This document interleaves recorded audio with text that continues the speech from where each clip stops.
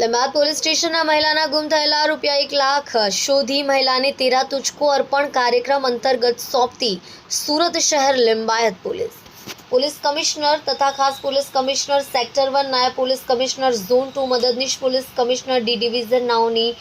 સૂચનાથી police inspector NK કામળિયાની સૂચના માર્ગદર્શનથી સેકન્ડ પોલીસ ઇન્સ્પેક્ટર CS ધોળકિયાની દેખરેખ હેઠળ મિલકત સંબંધી શરીર સંબંધી ગુના બનતા અટકાવવા સ્ટાફના police sub inspector DR Odedara police માણસોની અલગ અલગ ટીમ બનાવી પેટ્રોલિંગ દરમિયાન 22/4/2025ના રોજ તબસ્સુમ મોહમ્મદ ફિરોઝ શેખ નામની મહિલાએ લીંબાયત લાલ બિલ્ડિંગ પાસે અજાણ્યા ઓટો રિક્ષા ચાલકને લીંબાયત આંબેડકર ખાતે પોતાના ભાઈને ટિફિન પહોંચાડવા માટે આપેલ તે વખતે સદર મહિલા ઓટો રિક્ષામાં પોતાનું પર્સ ભૂલી ગઈ, જે પર્સમાં ₹1 લાખ હોય. સદર ઓટો રિક્ષા રૂપિયાવાળું ગુમ થયેલ પર્સ શોધવા માટે પોલીસ માણસોની અલગ અલગ ટીમ બનાવી 150થી વધેરા CCTV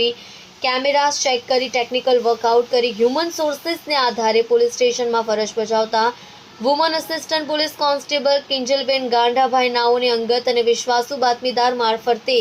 મળેલ બાતમીને આધારે CCTVના ફૂટેજને આધારે મહિલાના ગુમ થયેલા ₹1 લાખ શોધી કાઢી 13 તુજકો અર્પણ અંતર્ગત મહિલાને રૂપિયા પરત સોંપ્યા છે.